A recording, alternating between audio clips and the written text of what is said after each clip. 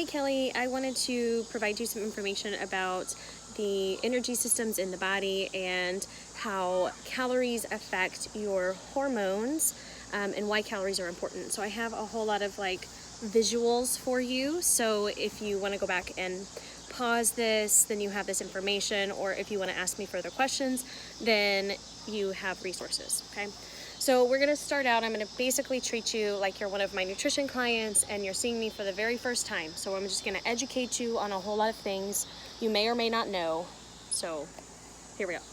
Okay, so here is kind of where we're gonna start. We're gonna start at the top where it says calories equal energy. So in order for us to have energy to produce energy for either our workouts or our work, or our thoughts, or anything, we need to consume calories. That is the whole purpose of calories. Their only purpose is to provide us with energy.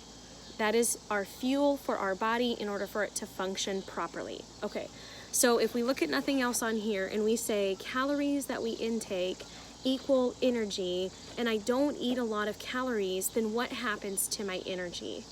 My energy will drop.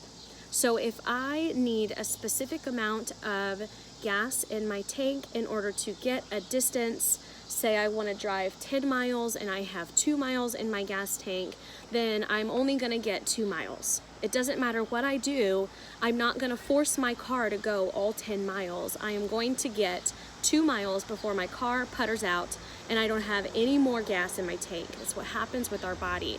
If my body requires 2,000 calories and I give it 1,200 every single day, sure, I may last a couple days on that 1,200 calories, but then suddenly my mood's gonna change, my sleep's gonna get really poor, my stress ability to manage stress is going to decrease drastically, and then suddenly I'm just gonna crash. I'm gonna be super heavy bitchy, and I'm gonna wanna eat all of the carbohydrates and drink all of the alcohol.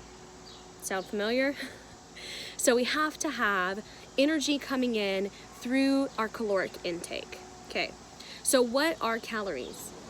Calories are, I can't even read this, are carbohydrates, fats, and proteins. Okay, so calories are either in one of these three categories, nothing else. That's what makes up a calorie, are our macronutrients. Inside of our macronutrients are our micronutrients, and each of these macronutrients provides something big to the body. It does something big. So our carbohydrates are responsible for our energy and our digestion. So, okay, and then fats are responsible for like our hormone and our brain function. And then protein is responsible for our muscle recovery, regeneration, and building. Okay, so if I'm wanting to have a lot of energy and I want to do really heavy workouts, but I take out carbohydrates, what is the one thing I'm going to lose whenever I take out those carbohydrates? I'm going to lose my energy. I'm going to lose my quick burning energy. That's what carbohydrates are, right? If I eat a Snickers bar, I'm suddenly going to have a lot of energy, right? But it doesn't last long because then I crash afterwards. So we have to have that. If we take out fat out of our diet, if I take out all the yummy bacon and animal proteins and all of the oils that I cook with and all of the butters and the nuts and the avocados, if I take fat out, what happens to my hormones? They're unbalanced. And then I get a lot of brain fog. Our brain is covered by a sheath that is made out of fat. It protects our brain. So if I don't have a lot of fat coming into my diet, my brain is unprotected. So all of the sugar or toxins coming into my body now go to my brain, and that's where we get things like ADHD, ADD. We can't think properly. We're just kind of all over the place. So we have to have fat in order to protect our brain and in order to create, produce, and balance our hormones. So then we have protein. If I'm working out really, really hard and I'm really, really sore all the time, I'm probably not replenishing my protein stores, because protein is what's responsible for building our muscles back up. When we work out, if this is a muscle and I work out really, really hard, I get all these little micro tears in my muscles. And in order for that to heal properly, to decrease inflammation, and to make your muscles grow back bigger and stronger, we have to have protein come into our diet to go in there and build them back up, okay? So we know that we need calories because calories are our energy source, and calories come in macronutrients, which are carbs, fats, and proteins. But all of that is also affecting what's called the OAT axis. So the OAT axis is just a funny little acronym for sex hormones. O is for ovaries, A is for adrenal glands, which are our stress hormones, and our thyroid hormone. There's other hormones in the body, but these are the majority of our hormones. And if one of these hormones is affected, all of them will begin to get affected. So say we don't have enough calories coming into our body, so we're under eating our calories. What happens is our body has to say, okay, I need to function my sex hormones properly. I need to balance my testosterone, my estrogen, and progesterone. We got to have a balance here. But I don't have enough calories coming in to turn into energy in order to make my my sex hormones properly function. So I'm going to steal some energy from our thyroid producing hormone, our T3, our T4, our TSH. I'm going to take some energy from the production of that, and I'm going to send it over here to our sex hormones. So then we have a low functioning thyroid. So if a thyroid is affected, then more than likely our adrenal gland is affected as well. So this is our fight or flight hormone. So whenever you get like really stressed out or have something you have to do for work, and you have a schedule you have to adhere to, you're stressed. And if we have external stresses, that causes internal stresses. If we have an internal stress of low calories, then our adrenal function is going to be affected. Okay, so now we have our sex hormones trying to work properly, right? We're trying to over here make estrogen and progesterone and testosterone, but our thyroid is giving it energy. So then in turn, now our stress hormone is also giving it energy. So our stress is high because we don't have the proper energy in order to affect our stress or manage our stress appropriately. Okay, so basically if one of these are out of whack, they all can be affected, and that becomes affected because of our calorie intake. So if I chronically undereat in calories, I may not feel anything for a long period of time. I may feel totally fine, but you don't really realize you feel like shit until suddenly one of these are affected. Make sense?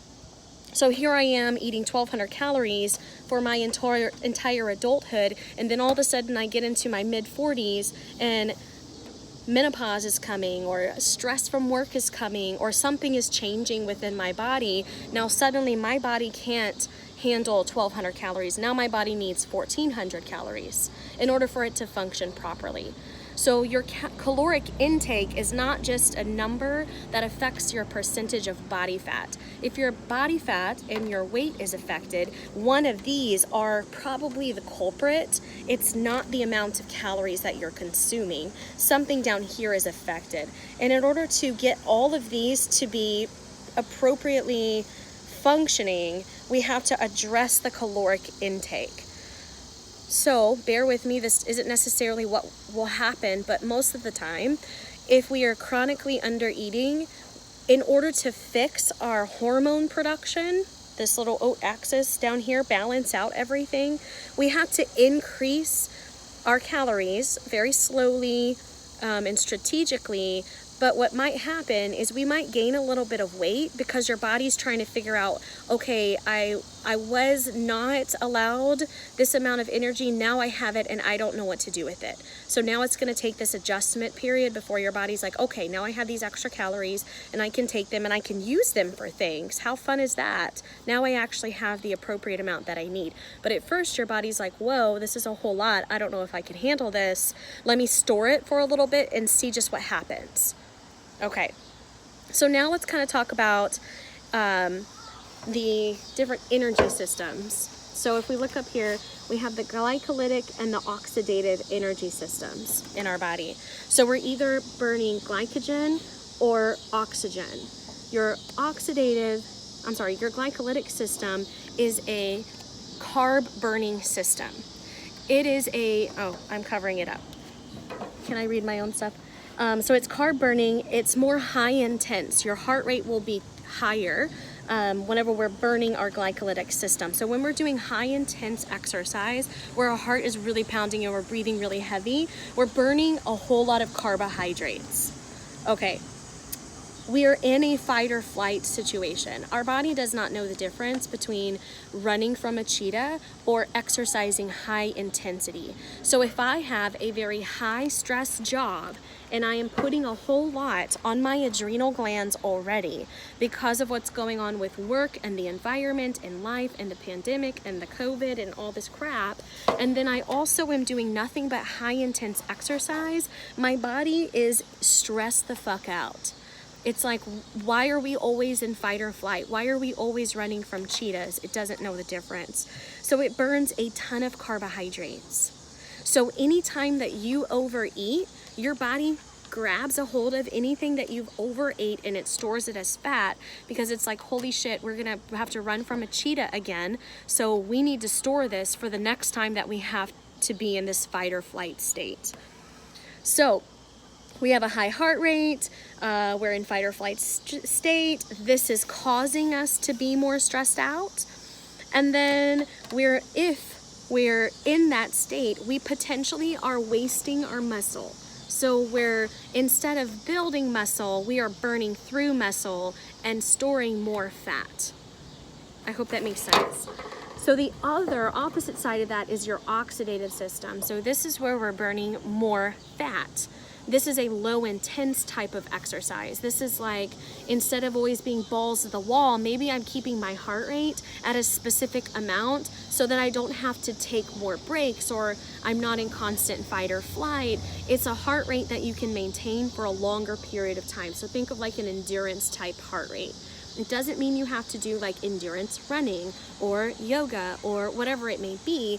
It could mean that maybe we just take longer breaks in between the intense stuff, or maybe we find whatever our like zone 3 heart rate is and we don't go above that, but maybe a couple times during the week. It sounds like most of your exercise is carbohydrate burning. And ideally, we are doing about an 80-20 split. So we're burning about 80% in our fat burning system, and we're burning 20% in our carb burning system. That would be ideal because that's an appropriate amount of carb burning and stress on your system when we're in the type of world that we're in right now. We're already hugely overstimulated and overstressed. So we need our exercise to not be so intense. Okay, so what you're probably doing is the opposite of that. So you got like 80% carbohydrate burning and about 20% of the lower intense burning, which is not horrible. It just means that we have to change up your nutrition if that's how it's going to be. So how that works is, if I'm burning mostly fat, I don't know if you can see that. If I'm burning mostly fat in my fat burning system, then I need to make sure that I'm replenishing my protein stores so that my muscles can rebuild and I can utilize the fat appropriately. If I'm burning a whole lot of carbohydrates in my exercise, I need to replenish my carbohydrate stores more frequently and more often. So what that would mean is, if I do a ton of high intense exercise where my heart rate is up in zone 4, zone 5 primarily, I need to be eating a ton of carbohydrates so that our body does not store everything that we consume.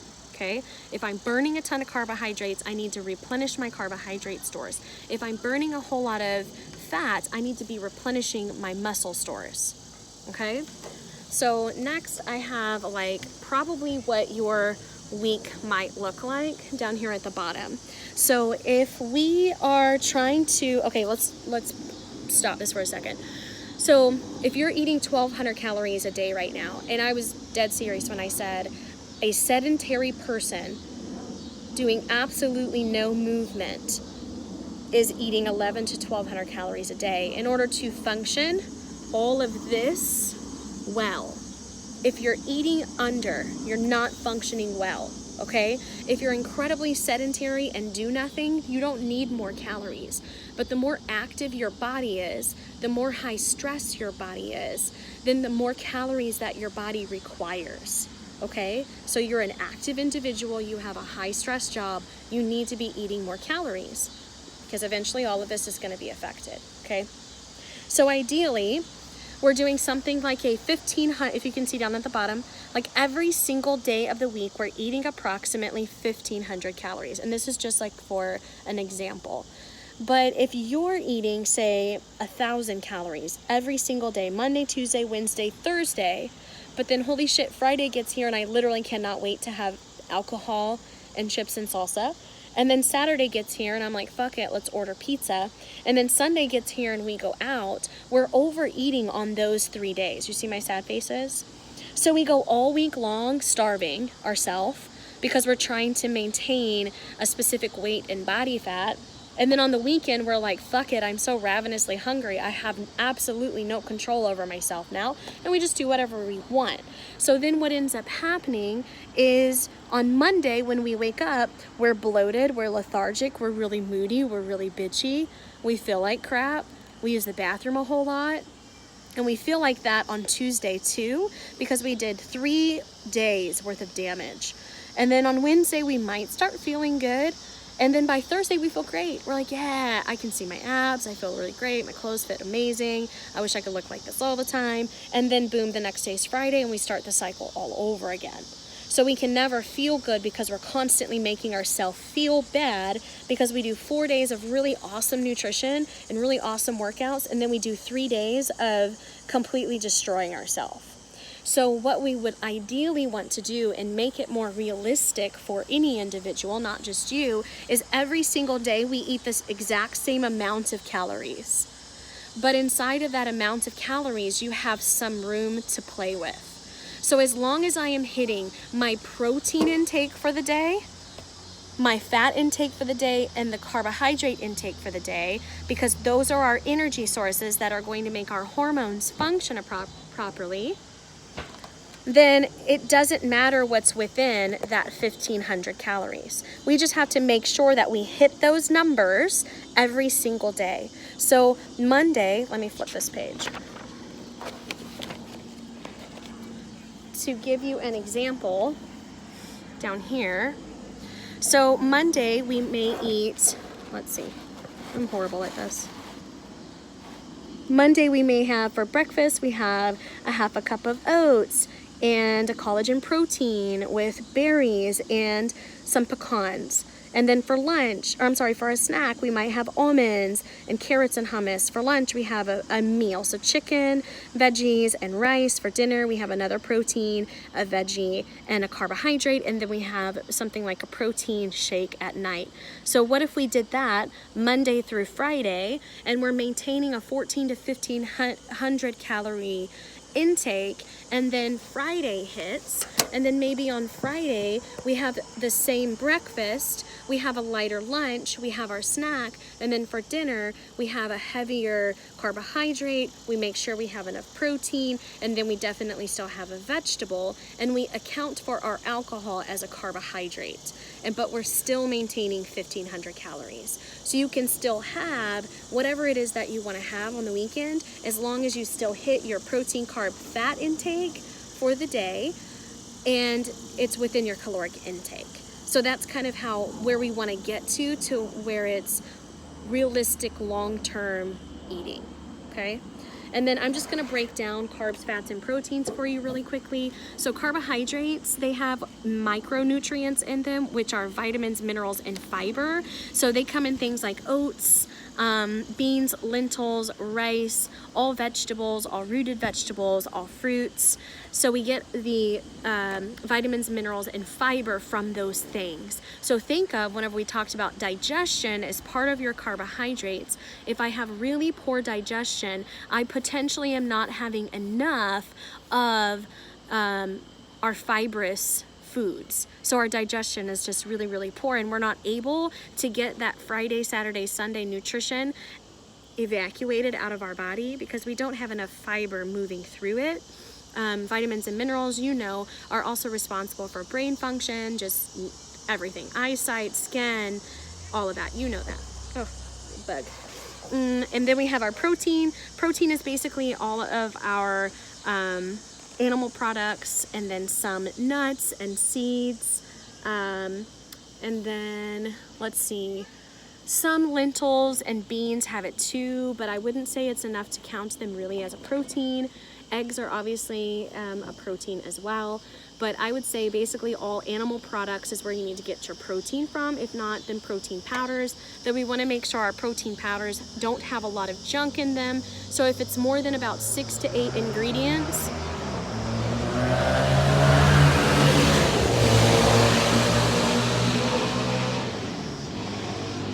that was necessary. He's a cool kid. So we don't want more than about 6 to 8 ingredients on our protein labels or our protein bar labels, because then it's just a whole lot of processed crap. If you think about it, it's really just a chemistry experiment at that point, because it just has so many different chemicals in it to create it. So 6 to 8 ingredients is going to be max on basically all labels that you use. And then we have our fats, all animal fats, obviously. So all animal proteins have fat in them. It's just the leaner meats obviously have leaner fats in them. And then we have butters, all of our oils, the oils that you want to use and cook with: avocado oil, olive oil, coconut oil, and ghee. Some of them are higher heat, some of them are low to no heat. So like avocado oil and coconut oil, you can cook at really high temperatures, and then olive oil is like a either no heat or really low heat, and ghee is a medium to high heat cooking oil. And then avocados have a lot of great oil in them. Fats in them, and then yogurts, nuts, and seeds also have fats in them. So a lot of the things carry over into other macronutrient groups. So it's not like you have to make a meal and you have to say, okay, I have a carbohydrate, and then I have a fat, and then I have a protein. That's not necessarily how you can think about it. You could do something like an omelet and throw in a whole bunch of veggies in there, and maybe do like scalloped sweet potatoes with it. So now you have your protein and your fat from the eggs, you have some vegetables, some fiber, and then you have your carbohydrate from the potatoes. Yeah, so that would work. Let's see. What else? What else could I cover with you that you might not understand? I think that might be it. Oh, I did write a note on here. It said about booze. Booze definitely has calories in it, so we have to count it as a carbohydrate, and we have to track it in our app just like we would anything else, because you'd be so surprised at how many calories that our booze has in it.